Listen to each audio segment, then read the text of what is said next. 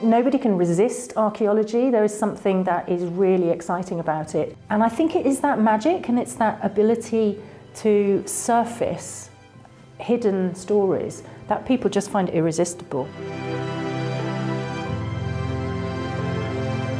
It's in the landscapes, it's in the earthworks you can see out in the parkland, it's in the field boundaries and the trackways, in the buildings, and we want to use it to tell people stories and to engage the public.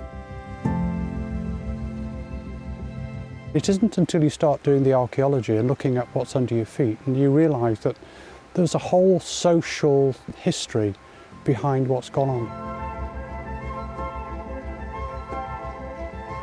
We use archaeology to identify where it was that we might need to do some investigations in conserving the chain of fish ponds that goes through Fishpool Valley. The spillway you can see behind me was completely obscured.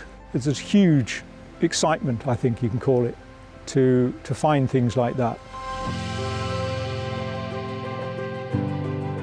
It's magical to be able to work and walk around a property like this. The idea of being able to physically engage with and touch history.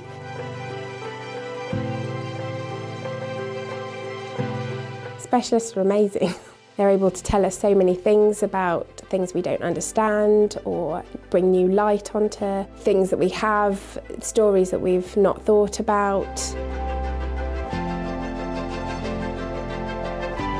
The collaborative doctoral award that I'm engaged with between the National Trust and the University of Nottingham is a really interesting way of researching. To actually get 3 years of unlimited access to a 15th century castle is an incredible rarity, and it enables so much more to come out of the research.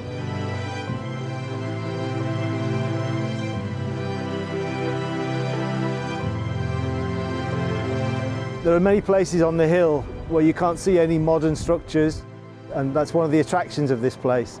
And the work we're doing now on the scheduled ancient monuments just brings it all home to you. Knowing that we've got this really important, nationally important archaeology, it just puts it in the back of your mind that you just need to be careful. You think we've got to be careful of what we've got now, as well as what we've had in the past for the future.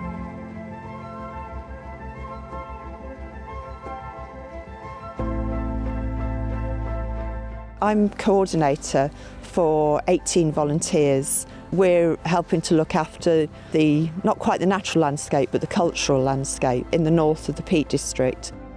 We can see 3,000, 4,000, even 5,000 years of man's impact on the landscape. And I just find that fascinating.